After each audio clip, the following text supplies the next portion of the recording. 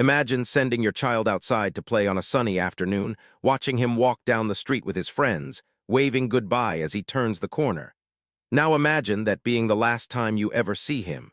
No screams, no struggle, no witnesses, just a child who stepped into the bright daylight and vanished as if the earth had swallowed him whole. On May 25, 1979, 6-year-old Etan Patz left his family's apartment in the Soho neighborhood of Patz family lived, was undergoing transformation from an industrial wasteland into an artistic haven. Loft spaces that once housed factories now sheltered painters, sculptors, musicians, families seeking affordable rent and creative community. The streets were grittier then, less polished, but there was a sense of neighborhood, of people watching out for each other. Julie and Stanley Patz had moved there in 1976, drawn by the bohemian atmosphere and the promise of something authentic. Their son Etan, named after Israeli leaders Menachem Begin and Anwar Sadat in a gesture toward peace, was a bright, confident child with an infectious smile and an independent spirit. He was the kind of boy who made friends easily, who charmed adults with his curiosity and enthusiasm. He was also exactly the kind of child a predator would notice. That morning, May 25, 1979, was supposed to be a milestone, a small step toward independence. Etan had been begging his parents to let him walk to the bus stop alone, just 2 blocks from their apartment at 113 Prince Street. All the other kids did it, he argued. He was old enough. He could be trusted. Julie was hesitant, protective, but Stanley encouraged it, believing that children needed to learn self-reliance, that hovering created fear rather than safety. So they compromised. Etan could walk to the bus stop alone, but only if he went straight there, no detours, no stopping. Julie gave him $1 for a soda after school, tucked it into his pocket, kissed his forehead. She watched from the fire escape, 5 stories up, as he walked down Prince Street toward West Broadway, his blue backpack bobbing with each step. At the corner, he should have turned right toward the bus stop, but Julie lost sight of him in the crowd. She assumed he'd made the turn. She went back inside to get her other children ready for the day. That assumption, that moment of looking away, would torment her for the rest of her life. When Etan didn't come home from school that afternoon, Julie wasn't immediately alarmed. Children got distracted, stopped at friends' houses, lost track of time. But as 3 o'clock became 4, then 5, the worry began to tighten around her chest like a vice. She called the school. Etan had never arrived that morning. The bus driver had never seen him. Julie felt the world tilt, reality becoming something slippery and unreliable. She called Stanley at work, her voice shaking. He came home immediately. Together they walked the route Etan should have taken, asking shopkeepers, pedestrians, anyone who might have seen a small boy in a blue cap. No one had, or if they had, they didn't remember. In a city of 8 million people, a 6-year-old boy had disappeared in broad daylight, on a busy street, during morning rush hour, and not a single person could say what had happened to him. The New York Police Department initially treated Etan's disappearance with the same bureaucratic indifference that characterized missing children cases in that era. A detective took the report, asked the standard questions about family problems, arguments, reasons a child might run away. Stanley and Julie's answers, desperate and confused, seemed to confirm what the police already believed. The boy had wandered off, gotten lost, would turn up soon. But Etan wasn't a teenager acting out or a troubled child seeking escape. He was 6 years old. He didn't know how to navigate the subway system, didn't have money beyond that single dollar, didn't have any place to go even if he wanted to run away. The police filed the report and told the Patzes to wait, to stay by the phone, that these situations usually resolved themselves within 24 hours. But even as they said it, something in their eyes suggested they didn't quite believe it. There was something different about this case, something that didn't fit the usual patterns. By the next morning, when Etan still hadn't appeared, the investigation shifted into higher gear.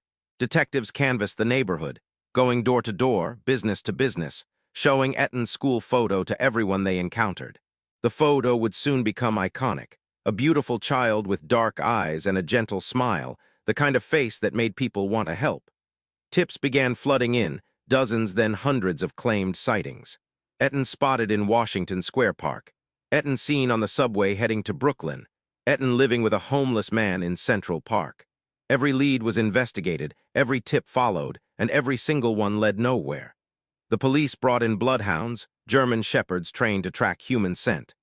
The dogs picked up Etan's trail from the apartment building, followed it down Prince Street, and then inexplicably lost it at the intersection of Prince and West Broadway. It was as if Etan had simply evaporated, his scent ending in a spot where dozens of other scents overlapped and confused the animals. What the early investigation missed, what would later seem so obvious, was the focus on the wrong area.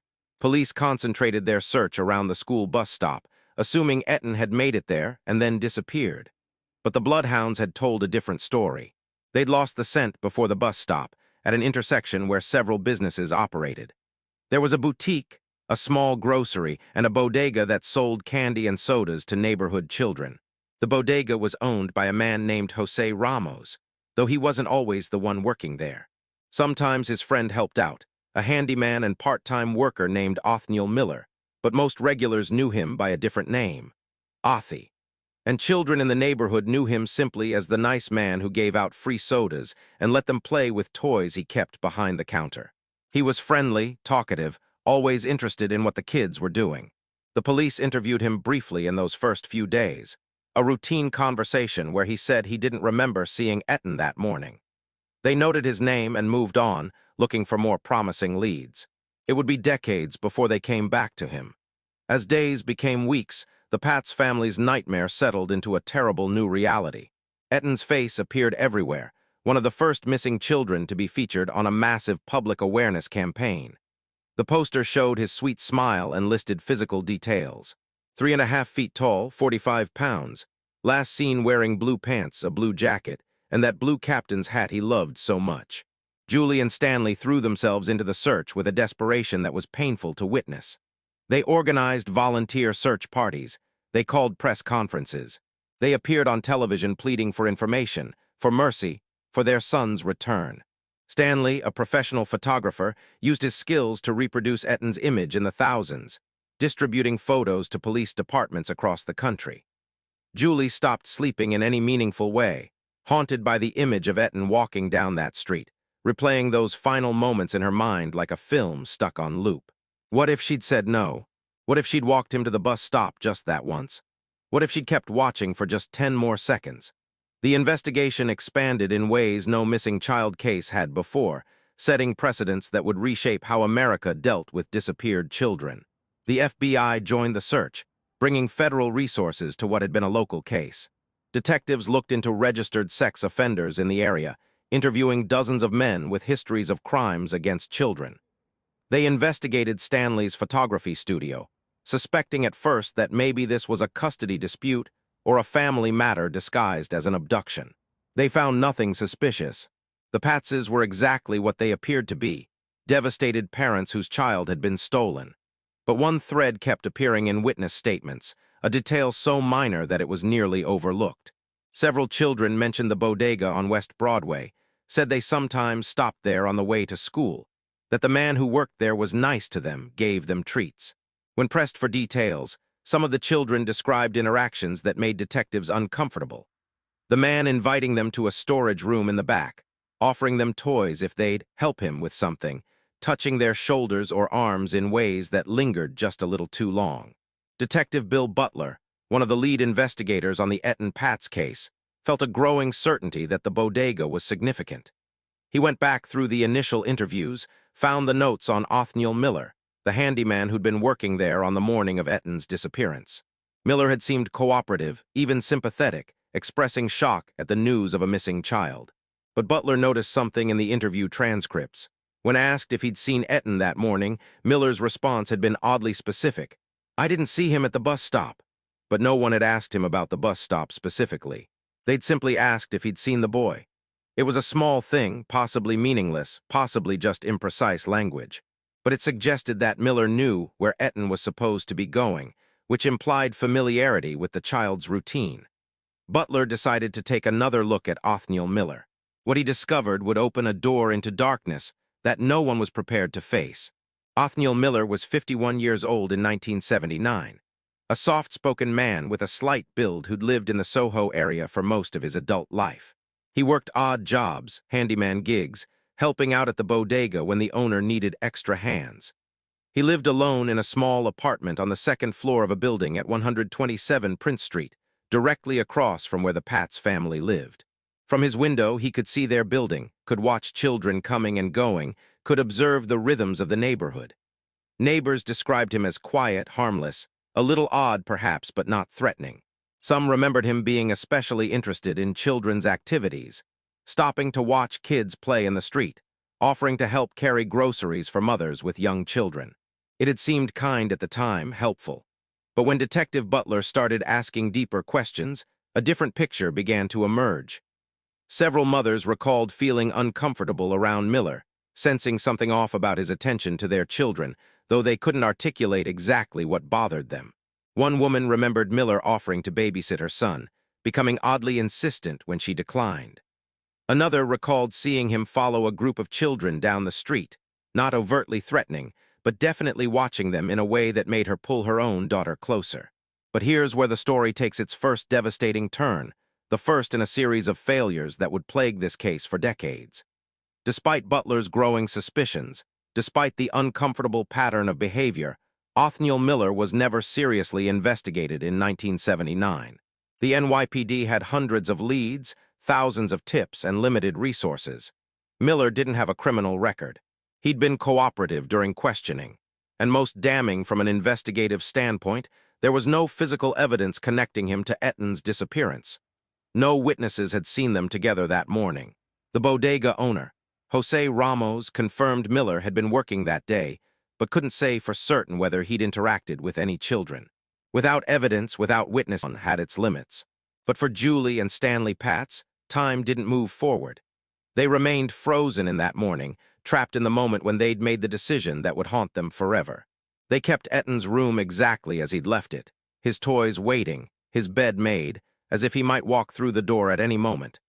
They held a memorial service but refused to call it a funeral, refused to speak of Etan in past tense. Hope, however painful, was better than acceptance. Stanley threw himself into advocacy work, helping to create some of the first organized systems for tracking and publicizing missing children cases. He worked with the Missing Children's Milk Carton program, which would put photos of disappeared children on milk cartons across America. Etan's face was one of the first to appear, reaching breakfast tables in millions of homes. Julie struggled more visibly, her grief raw and uncontained, giving interviews where she would break down crying, begging whoever had taken her son to show mercy, to let him come home. Years passed. Etan's case became a symbol, a touchstone for a changing American culture increasingly afraid for its children's safety. In 1983, President Ronald Reagan declared May 25th, the anniversary of Etan's disappearance, National Missing Children's Day. The case had transcended its specifics, becoming a collective nightmare about vulnerability and loss. New laws were passed.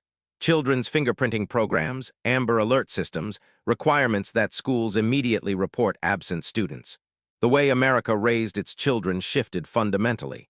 Parents who'd once let their kids roam freely now kept them within sight. The phrase, stranger danger, entered the cultural vocabulary.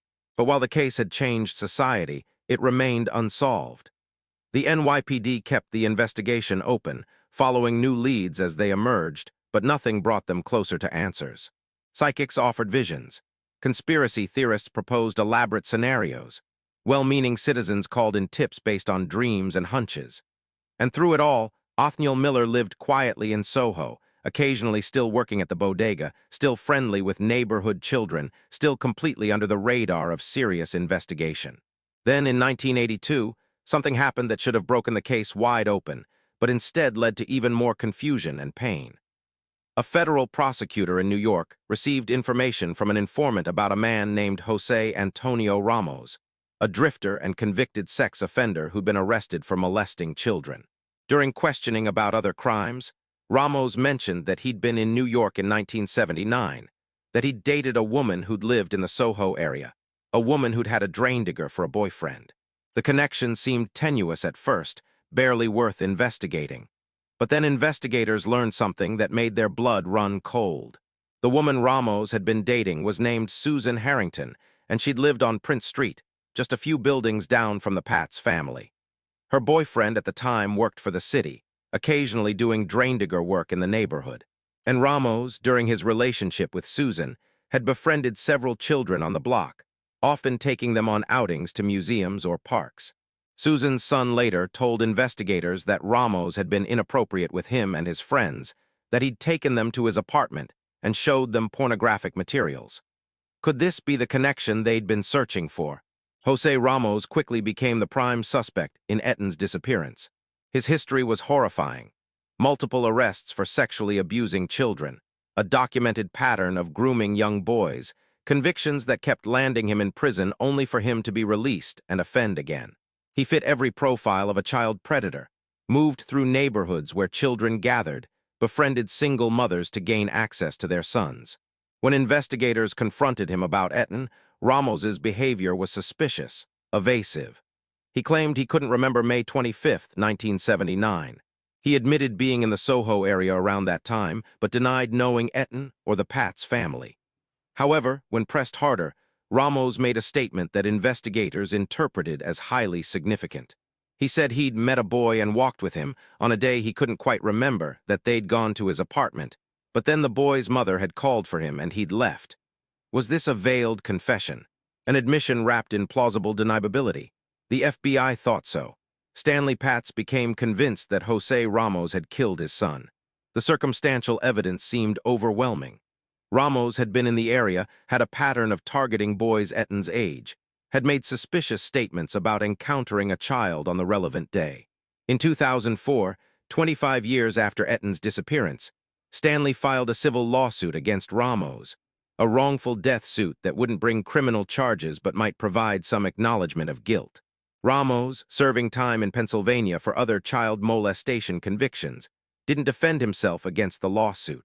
The court found him responsible for Etan's death by default, awarding the Patz family a symbolic judgment of $2 million they'd never collect. But there was a problem with the Ramos theory, a significant problem that kept nagging at the investigators who'd never fully moved on from the case. Despite years of investigation, despite extensive surveillance and interviews, despite every investigative tool at the FBI's disposal, they'd never found a single piece of physical evidence connecting Jose Ramos to Etan Patz. No witnesses placed them together. No forensic evidence linked Ramos to the crime. And Ramos himself, for all his evasiveness, never actually confessed. Meanwhile, a different thread had been slowly, quietly developing, a thread that went back to that first morning, to those first interviews, to a name in a file that had gathered dust for decades. Othniel Miller had never left the neighborhood. Even as the case consumed national attention, even as Jose Ramos became the public face of the investigation, Miller remained in Soho, living in that same apartment with the view of the Patz family's building. New detectives occasionally reviewed the old files, and some of them noticed what Butler had noticed years before. There was something about Miller that didn't sit right. His proximity to the family was suspicious. His familiarity with the children was concerning. And as investigators began to dig deeper into his background, doing the kind of thorough investigation that should have been done in 1979, they discovered facts that made the original oversight seem almost criminally negligent. Othniel Miller, it turned out, had a history with children that raised immediate red flags. In the early 1970s, before Etan Patz was even born, Othniel Miller had been investigated, though never charged, in connection with suspicious behavior around children. Parents in different areas of Manhattan had reported a man matching Miller's description approaching their children, offering them candy or toys, trying to lure them into buildings or alleyways. In one case, a mother had confronted Miller directly after seeing him follow her daughter home from school. He'd apologized, claimed he was just being friendly, and disappeared before police arrived. These incidents had been filed as complaints but never elevated to criminal charges, lost in the system long before computers made cross-referencing easy. And there was something else, something even more damning. Several adults who'd grown up in Soho during the 1970s came forward in later years with stories about Othniel Miller. They described him as someone who'd paid unusual attention to children, who'd offered them money to help with tasks, who'd invited them into his apartment. Some recalled feeling uncomfortable around him but not understanding why at the time. One woman, now in her 40s, described an incident where Miller had cornered her in a hallway when she was 8 years old, touching her hair and commenting on how pretty she was, only backing away when another adult appeared. By 2010, more than 3 decades after Etan vanished, the NYPD's Cold Case Unit decided to take a fresh look at the evidence. applying new technologies and methodologies to the old mystery. Detective James O'Donnell, who joined the department years after Etan's disappearance, was assigned to lead the review. He approached the case without the biases and assumptions that had accumulated over the years, looking at the evidence with fresh eyes. When O'Donnell read through the original witness statements and canvassing reports, he immediately focused on the detail that had bothered Butler decades earlier. The bloodhounds losing Etan's scent at West Broadway before the bus stop. O'Donnell obtained architectural drawings and historical records for every building on that block, mapping out the businesses and residences as they'd existed in 1979. The bodega where Miller had worked was there, directly in the path Etan would have walked. O'Donnell interviewed the now elderly owner, Jose Ramos, the other Jose Ramos, not the convicted sex offender but the shopkeeper who shared that common name. The shopkeeper remembered Miller well, described him as helpful but odd, said he'd let Miller use a storage room in the basement for keeping tools and supplies. That storage room, O'Donnell realized, had never been properly searched in 1979. The building at West Broadway had been renovated multiple times since 1979. The bodega long since replaced by a trendy boutique selling vintage clothing. But the basement structure remained largely unchanged, hidden beneath layers of modernization. In April 2012, 33 years after Etan Patz walked down Prince Street and never came home, the NYPD obtained a warrant to excavate that basement. News crews gathered as jackhammers tore through concrete, as investigators in protective suits carefully sifted through decades of accumulated dirt and debris. Julie Patz, now in her 60s, stood behind police barriers watching the excavation, her face a mask of hope and terror. The entire world seemed to hold its breath, waiting to see what would emerge from that dark space where children had once been invited to see toys, where a handyman had stored his tools, where secrets had remained buried for more than 3 decades. Forensic teams worked for days, removing soil sample by sample, searching for bone fragments, clothing fibers, any trace of Etan. And while they found items of interest, small pieces that required testing, nothing definitive emerged. No body, no clothes, no proof. The excavation, for all its drama and promise, ended without conclusive results. The items found in the basement, fragments of cloth and bone, were tested extensively but couldn't be definitively linked to Etan. The bone fragments turned out to be animal remains. The cloth was too degraded to yield useful DNA. Yet the investigation into Othniel Miller intensified. Detectives learned that Miller, now in his 80s, had left New York decades earlier, eventually settling in New Jersey. They tracked him down, obtained surveillance, Shade, New Jersey, working as a factory laborer, living a quiet, unremarkable life.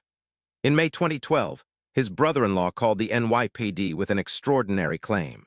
He said that Pedro had confessed to killing a child in New York back in 1979, that he'd been carrying this secret for more than 30 years, that he'd told family members and a prayer group about his crime.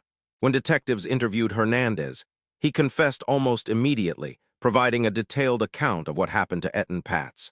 According to Hernandez, he'd been working at a small convenience store on West Broadway in 1979, a different store from the bodega where Miller worked, but on the same block. He said Etan had come into the store that morning asking for directions to the bus stop. Hernandez claimed he'd offered Etan a soda, lured him to the basement, choked him, put his body in a plastic bag, and disposed of it with the trash. It was a shocking confession, detailed and disturbing. But was it true? The confession created an immediate firestorm of controversy within the investigative team. Some detectives believed they finally had their man, that Hernandez's confession, despite coming decades late, represented the truth they'd been seeking. Others, particularly those who'd been building the case against Miller, were deeply skeptical. Hernandez's confession had significant problems. First, there was no physical evidence supporting his account. The store where he claimed to have worked had been renovated multiple times, the basement concrete replaced, any potential evidence long since destroyed. Second, Hernandez had a documented history of mental illness, including schizophrenia and severe depression. His own family members described him as someone who struggled to distinguish reality from delusion, someone who'd made bizarre claims before. Third, and perhaps most troubling, Hernandez couldn't provide details that only the killer would know. His description of Etan was vague, based on information anyone could have obtained from news reports. He couldn't describe what Etan had been wearing beyond what had been publicly reported. And when pressed for specifics about the disposal of the body, his story changed, became inconsistent. Yet the Manhattan District Attorney's Office believed they had enough to prosecute. In 2012, Pedro Hernandez was arrested and charged with second-degree murder in the death of Etan Patz. The case would take years to come to trial, delayed by legal arguments about the admissibility of the confession, about Hernandez's mental competency, about whether a case based entirely on an unsupported confession could proceed. During this time, Othniel Miller remained a person of interest but was never charged. The split in the investigation had created a bizarre situation. Two suspects, two theories, and no physical evidence connecting either one to the crime. Miller maintained his innocence, claiming he barely remembered the morning in question, that he'd had nothing to do with Etan's disappearance. Hernandez, meanwhile, seemed almost eager to be convicted, his confession never wavering even as his lawyers argued he was mentally ill and unreliable. It was as if he wanted to be punished for a crime he may or may not have committed, seeking judgment for sins real or imagined. The first trial of Pedro Hernandez began in January 2015, 35 years after Etan Patz vanished. Julie and Stanley Patz sat in the courtroom every day, faces weathered by decades of grief, searching for some form of closure in the legal proceedings. The prosecution presented Hernandez's confession, brought witnesses who testified that he'd told them about killing a child, argued that despite the lack of physical evidence, the confession itself was proof beyond reasonable doubt. The defense countered with psychiatric experts who explained Hernandez's mental illnesses, described how people with his conditions could confess to crimes they didn't commit, could construct false memories that felt completely real. They argued that Hernandez was a troubled man seeking attention or punishment, not a murderer. They pointed out the investigation of Miller, suggested that the police had arrested the wrong man while the real killer remained free. The trial lasted months, testimony piling upon testimony, experts contradicting experts, until finally the case went to the jury for deliberation. After 18 days of deliberation, the longest jury deliberation in New York County history at that time, the jury announced they were hopelessly deadlocked. The vote was 11-1 for conviction, with a single juror refusing to find Hernandez guilty, convinced that a confession without supporting evidence was insufficient. A mistrial was declared. The Patz family sat in stunned silence, absorbing another devastating blow in a case that had delivered nothing but pain for decades. But the district attorney's office refused to give up. They announced they would retry Hernandez, would present the case again to a new jury, determined to secure a conviction. The second trial began in October 2016, following the same basic pattern as the first, but with some significant differences. This time, the defense didn't argue as strongly for Miller as an alternative suspect. This time, the focus was entirely on whether Hernandez's confession could be trusted. This time, the jury reached a verdict. On February 14, 2017, Valentine's Day, 37 years and 9 months after Etan Patz disappeared, a jury found Pedro Hernandez guilty of murder and kidnapping. The Patz family finally had what they'd been seeking for nearly 4 decades. A conviction, a judgment, someone held accountable for their son's death. Pedro Hernandez was sentenced to 25 years to life in prison. At sentencing, he showed no emotion, offered no apology, simply accepted his fate with the same passive demeanor he displayed throughout the trial. Julie addressed the court, reading a victim impact statement that reduced the courtroom to tears. She spoke about Etan's 6th birthday party, which he never got to have. She described the bedroom she'd kept ready for him, waiting for a return that never came. She talked about the guilt of that final decision, letting him walk alone, a guilt that had colored every moment of her life since. And she said something that captured the impossible complexity of the case. "I don't know if this man killed my son, but I know someone did. And if this is the closest we'll ever come to justice, then I accept it." But accepting the verdict didn't mean everyone believed it was the truth. Many investigators who'd worked the case, particularly those in the FBI who'd built the case against Jose Ramos, remained convinced they'd convicted the wrong man. Others believed Othniel Miller had literally gotten away with murder, dying in 2013 at age 85 without ever being charged, taking his secrets to the grave.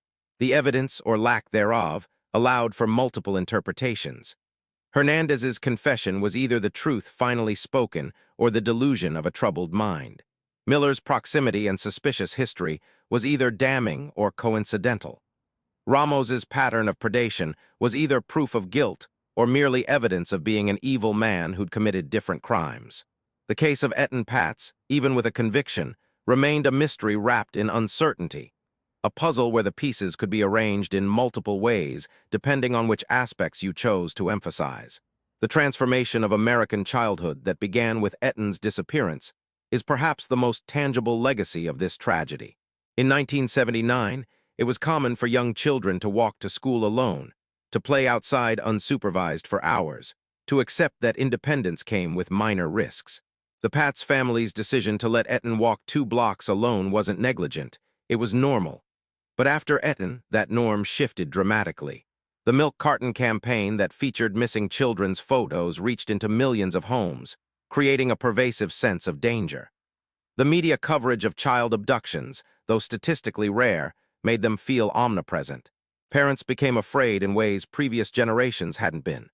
Children's unsupervised outdoor time dropped by 90% between 1980 and 2010. The concept of free-range parenting emerged as a controversial choice rather than standard practice. An entire generation grew up with significantly less autonomy than their parents had enjoyed, and Etan Patz's case was the catalyst for that transformation. But was the fear justified? The statistics tell a complicated story. Contrary to the perception created by high-profile cases, child abductions by strangers are extremely rare and actually decreased in the decades following Etan's disappearance. The vast majority of missing children cases involve runaways, family abductions during custody disputes, or children who have briefly gotten lost and are quickly found. The threat that parents feared, the stranger lurking to snatch children off busy streets, represented a tiny fraction of actual dangers children faced. Yet the fear persisted, fueled by media coverage, by parent anxiety, by the trauma of cases like Etan's that seemed to confirm our worst nightmares. The irony is that the increased restrictions on children's outdoor activity may have created different kinds of harm. Decreased physical fitness, reduced social skills development, increased anxiety and depression. In trying to protect children from one rare danger, society may have exposed them to others. Julie Patz spent decades advocating for missing children, turning her personal tragedy into a force for systemic change. She helped develop protocols for how schools should handle absent students, pushing for immediate notification of parents rather than waiting until end of day. She worked with lawmakers on legislation requiring that missing children cases be entered immediately into national databases, eliminating the waiting periods that had hampered Etan's early investigation. She became the face of parental grief, the woman whose loss reminded everyone of the fragility of safety, the thin line between ordinary mourning and lifelong nightmare. But the advocacy work, as meaningful as it was, couldn't fill the void. In interviews, Julie was honest about her struggle with depression, with survivor's guilt, with the simple impossibility of moving forward when your child's fate remains uncertain.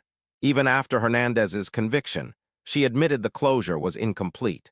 Without Etan's remains, without being able to lay him to rest properly, a part of her would always be waiting, watching for a boy who would never come home. Stanley Patz approached the loss differently, channeling his grief into documentation and memory preservation. As a professional photographer, Stanley understood the power of images to capture and preserve truth. He archived every document related to Etan's case, every news clipping, every police report he could obtain, creating a comprehensive record that would ensure his son's story wasn't forgotten or distorted by time. He gave countless interviews, always willing to speak about Etan, to keep his other children, Shira and Ari, grew up in the shadow of their missing brother, their childhoods shaped by a tragedy that occurred before they could even remember it. Psychologists who study families of missing persons describe a unique form of trauma. The absent presence, the family member who isn't there, but dominates every aspect of life anyway. Shira and Ari knew Etan only through photographs and stories, through their parents' grief and the media's endless fascination. They attended schools where teachers knew their family's history, made friends who'd seen their brother's face on posters and milk cartons.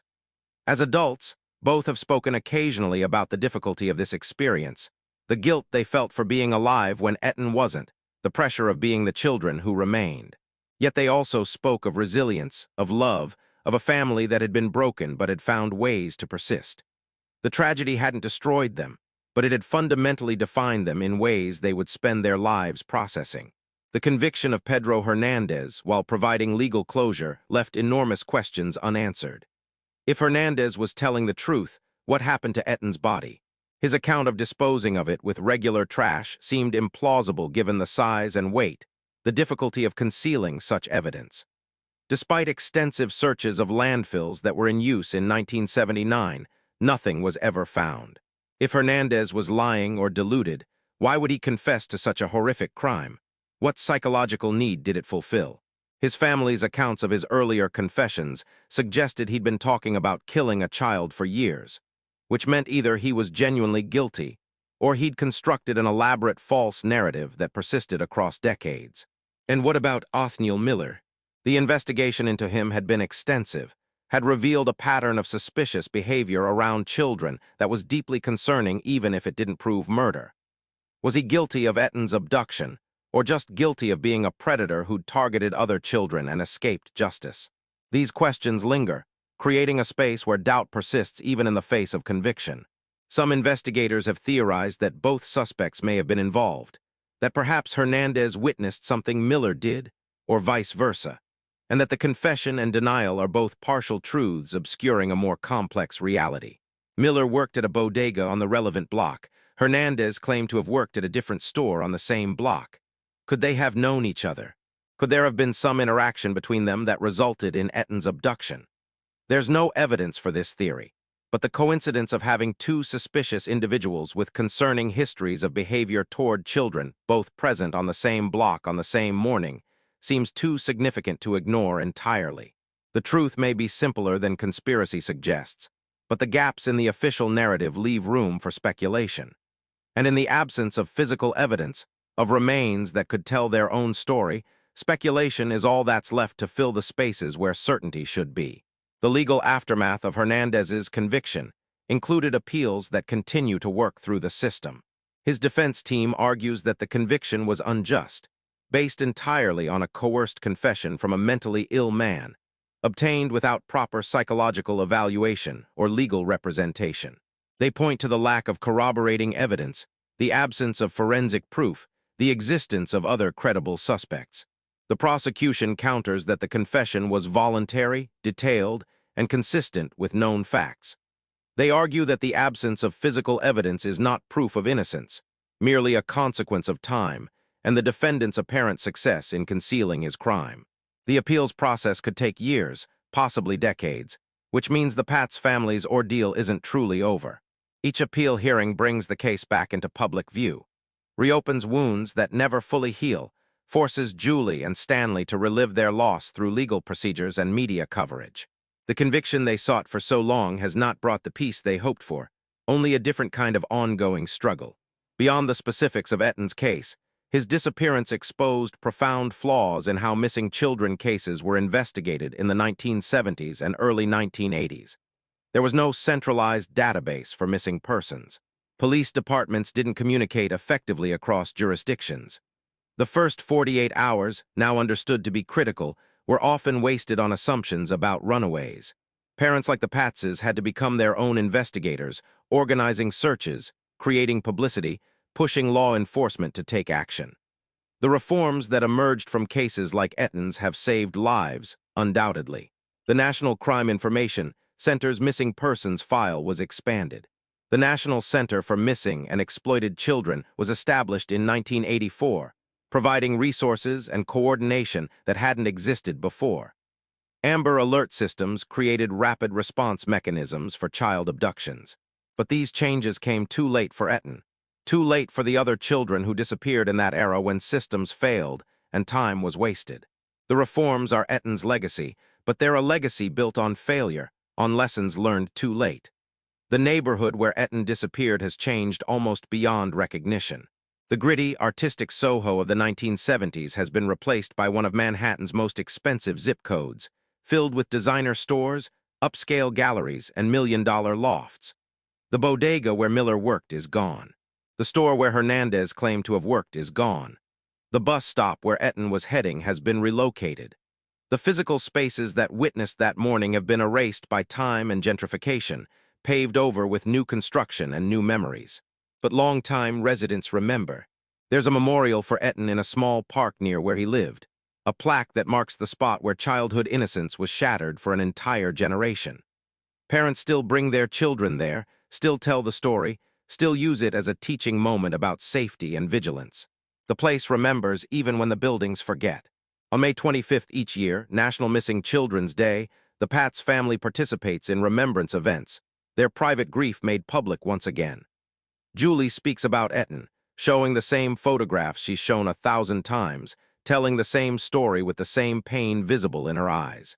Stanley stands beside her, quieter but present, a united front formed by shared loss. They talk about how Etan would be 50 years old now if he'd lived, how he might have become the nurse he'd once said he wanted to be, how he might have had his own children, made them grandparents. These alternate timelines, these ghost futures, are both comfort and torture, reminding them not just of what was lost, but of everything that would have been. The annual ritual of remembrance keeps Etan present in the world, ensures that his brief life had meaning beyond its tragic end. But it also means the Patzes never get to move on, never get to let the grief settle into something quieter and more private. The broader impact of Etan's case on criminal justice cannot be overstated. Beyond the missing children infrastructure that was built in response to his disappearance, the case influenced how prosecutors approach cases without physical evidence. The conviction of Hernandez, based almost entirely on confession despite significant questions about reliability, set precedents that continue to be debated in legal circles. Civil libertarians worry about the implications of convicting defendants when the primary evidence is their own disputed testimony, especially when mental illness is a factor. Prosecutors argue that allowing crimes to go unpunished, simply because evidence has degraded over time or was successfully hidden, creates an impossible standard. The tension between these positions reflects fundamental questions about justice. Is it better to convict a possibly innocent person or let a possibly guilty person go free? The Etan Patz case forces us to confront this question without easy answers. One of the most haunting aspects of this case is the sheer number of children who disappeared during the same era with similar circumstances and similar lack of resolution. Etan became famous, his case a national cause, but countless other families endured the same nightmare with far less attention and resources. For every Etan Patz whose disappearance catalyzed reform, there were dozens of children whose vanishing barely made local news, whose investigations were cursory at best, whose families suffered in obscurity. Some of these cases have been solved in recent years through advances in DNA technology, through cold case investigations, through deathbed confessions. Others remain completely cold, files gathering dust in archives, families still waiting for answers that may never come. Etan's case reminds us of this invisible population of the missing, the disappeared who don't become causes or movements, but whose absence creates the same devastation for those who loved them. The psychological profile of the perpetrator, whether Hernandez or someone else, offers disturbing insights into how predators operate. Whoever took Etan succeeded because of opportunity meeting preparation. The perpetrator had to be familiar with the neighborhood, had to understand the routines of families and children, had to have access to a space where a child could be taken without immediate discovery. This wasn't a random act of violence by a stranger passing through. This was someone embedded in the community, someone who seemed normal enough to blend in, someone children and parents had probably encountered multiple times without sensing danger. The most frightening predators aren't the ones who look like monsters. They're the ones who look like everyone else, who work ordinary jobs, who smile and make small talk, who wait patiently for the perfect opportunity. Etan's case proves that our instincts for detecting danger are insufficient, that evil can wear the most mundane disguises. Julie Patz has spoken in recent years about the long-term effects of unresolved trauma, becoming an advocate not just for missing children, but for the families left behind. She describes a condition she calls perpetual mourning, the inability to complete the grieving process because there's always a thread of uncertainty, a voice whispering that maybe the worst didn't happen, that maybe hope is justified. Even after Hernandez's conviction, even with legal certainty about Etan's death, Julie says she struggles with the finality.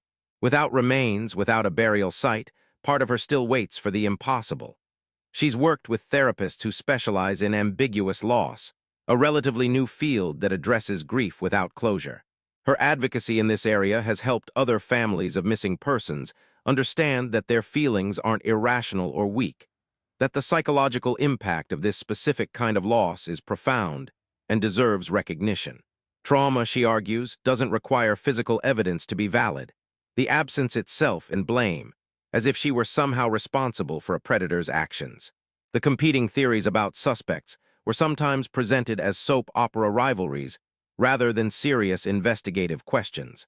And the emotional exploitation of the family's grief, the cameras that followed Julie crying at press conferences, the reporters who sought out Stanley for comments on every anniversary, crossed lines between informing the public and violating privacy. The case became a commodity, a story to be sold, sometimes at the expense of the human beings at its center. As forensic technology continues to advance, there remains hope that physical evidence might finally emerge to definitively answer lingering questions. Items collected during the 2012 excavation of the basement are still being tested as new techniques become available. Digital analysis of old photographs from the area in 1979 might reveal details previously unnoticed. Databases of unidentified remains are constantly being compared against Etan's dental and medical records. The detectives who have worked this case, even those now retired, continue to follow leads, to review evidence, to search for the one piece of proof that would eliminate all doubt. Their dedication is remarkable, driven by a sense that they owe Etan and his family the complete truth, not just a legal verdict but an irrefutable answer. The work continues, probably will continue for as long as people remember the case, because closure in law is not the same as closure in fact, and everyone involved understands that distinction. The Etan Patz case fundamentally changed how American society thinks about child safety, but it also raised important questions about the balance between protection and paranoia.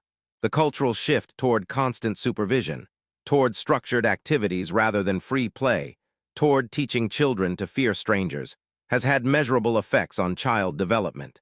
Studies show that children raised with excessive restriction develop higher anxiety levels, lower problem-solving skills, and reduced resilience.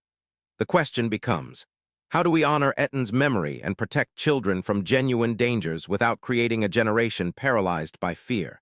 How do we teach appropriate caution without destroying the spontaneity and independence that childhood should include? These aren't easy questions, and different parents answer them differently. But Etan's case forces us to ask them, to think critically about the choices we make in the name of safety. The philosophical implications of a case like this extend beyond criminal justice and child safety into questions about knowledge, truth, and certainty. What does it mean to know something when the evidence is ambiguous? How much certainty is required before we can claim justice has been served? Hernandez's conviction satisfied legal standards of proof beyond reasonable doubt, but reasonable doubt is not the same as no doubt. Many people, including some of the jurors who convicted him, have expressed residual uncertainty about whether they got the right person. This uncertainty is uncomfortable, conflicts with our desire for clean narratives and clear resolutions. But perhaps it's the truest reflection of reality in a case where the physical evidence that could provide certainty was destroyed, hidden, or never existed in the first place. Living with uncertainty, accepting that we may never fully know what happened, might be the most honest position available, even if it's deeply unsatisfying. Stanley Patz died in 2023, never having fully recovered from the loss of his son 44 years earlier. Those who knew him described a man who'd channeled profound grief into meaningful advocacy, who'd helped countless other families navigate the nightmare of missing children, but who carried a sadness that never quite lifted. In his final interviews, Stanley reflected on the life he'd lived in Etan's shadow, the choices made, the paths not taken. He expressed no regrets about the advocacy work, about the dedication to keeping Etan's memory alive. But he admitted that he'd never been able to fully forgive himself for encouraging Julie to let Etan walk alone that morning, for not recognizing the danger that lurked on those seemingly safe streets. "I thought I was teaching him independence," Stanley said in one of his last recorded interviews. "I didn't know I was sending him to his death." The weight of that knowledge, that guilt, had colored every day of the decades since. Julie continues the work she and Stanley began, running the foundation, speaking at events, advocating for missing children and their families.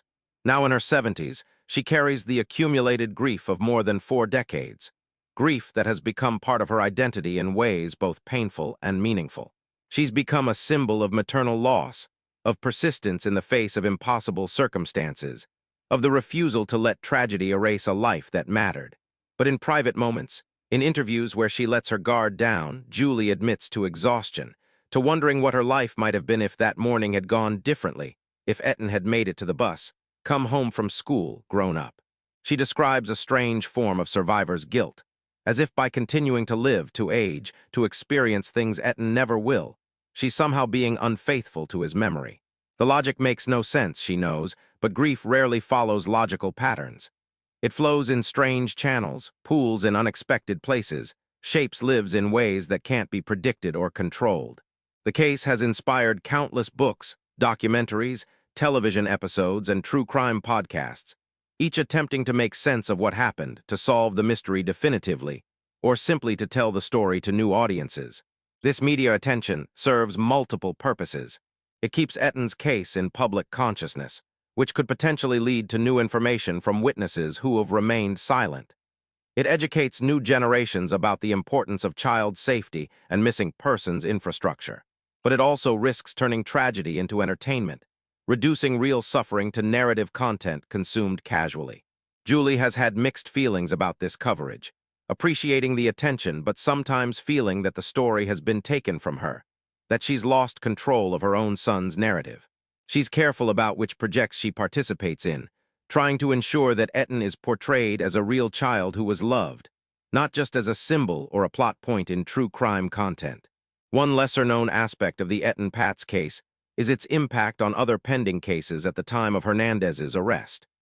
The aggressive prosecution, despite limited evidence, set precedents that emboldened prosecutors in other cold cases to pursue charges based on confession evidence, even when physical proof was lacking. This has had mixed results. Some long cold cases were successfully prosecuted, bringing closure to families who'd waited decades for justice. But others resulted in controversial convictions where doubt persisted, where questions about confession reliability or mental competency created situations uncomfortably similar to Hernandez's case. The legal community continues to debate whether these prosecutions represent justice or overreach, whether the desire for closure justifies convictions that might not withstand the scrutiny applied to cases with stronger evidence. Etan's case, in this sense, continues to shape criminal justice in ways that extend far beyond its specific circumstances. The psychological impact on the Soho community, particularly on families who lived there in 1979, has been lasting and profound. Many people who were children in that neighborhood at the time remember the fear that gripped the area after Etan disappeared, the sudden restriction of freedoms they'd taken for granted, the way parents started watching their children with new intensity and worry. Some developed anxiety disorders that persisted into adulthood. Others described a loss of innocence, a realization that the world contained dangers their parents couldn't always prevent. And for those who'd known Etan, who'd played with him or passed him on the street, there was an additional layer of trauma. The knowledge that someone they knew had been taken, that it could have been them, that chance and timing had determined who went home that day and who didn't. The randomness of it, the arbitrary nature of tragedy, was in some ways more frightening than if there had been a clear reason or warning sign they could learn to avoid. As the years pass and living memory of Etan fades, the case risks becoming abstracted, reduced to a historical event rather than a lived tragedy. The children who were Etan's age in 1979 are now in their 50s, their own children grown or approaching middle age. The cultural context that made the case so shocking, when children still walked alone and stranger danger wasn't yet a household concept, is increasingly foreign to younger generations. But the core elements of the story remain relevant.